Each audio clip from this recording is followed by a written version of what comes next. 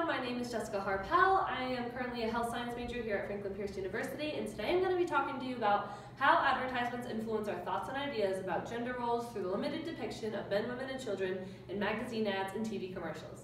Have you ever seen a TV commercial or magazine ad that was specifically targeted to a man, woman, or child? Chances are that you absolutely have. Many people do not see the problem with advertisements that are directed toward one subgroup of people, but some see it as highly problematic. The controversy is that the media has influenced the public view of gender roles by the use of TV commercials and magazine ads by using men, women, and children. So first off, let's talk about men in advertisements. Men are used in a variety of ads from cologne to clothing in which the male gender role is often portrayed as the stereotypical man. The stereotypical man is super macho, has no emotional side, and has very little regard to women.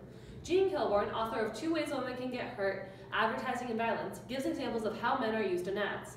She says that male violence is subtly encouraged by ads that encourage men to be forceful and dominant and to value sexual intimacy over emotional intimacy.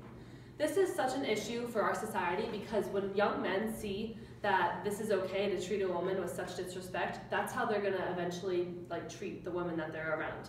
And that is not okay for everyone in society to be around. Additionally, we have women in advertisement.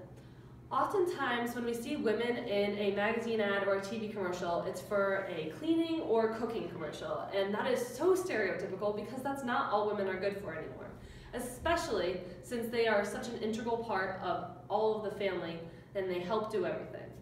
So Jean Kilbourne also states that sex in advertisement is pornographic because it dehumanizes and objectifies people, especially women, and because it fetishizes products, imbues them with an erotic charge, which dooms us to disappointment since products do not fulfill our sexual desires. So women are actually more sexualized in ads than men are. And women are not just good for sex anymore, they're not good for cooking, and they're not good for cleaning. So really we need to see a well-rounded image of what a woman in advertisement should be without seeing women in scantily clad outfits and often pornographic positions. Not only are men and women used in advertisements, but so are children. So from the time that children can start playing with toys, there are gender roles associated with what they play with.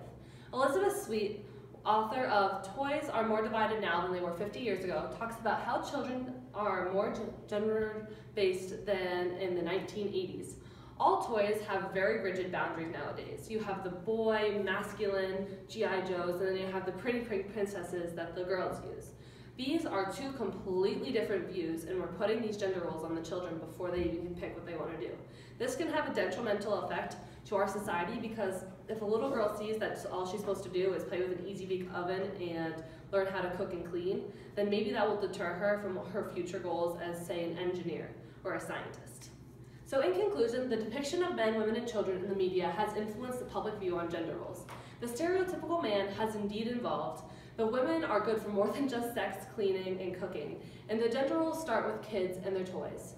Some might say that we as a society do place gender roles on our kids from a young age, but overall, advertisements influence our thoughts and ideas about gender roles through the portrayal of men, women, and children in magazines and TV commercials. Thank you very much.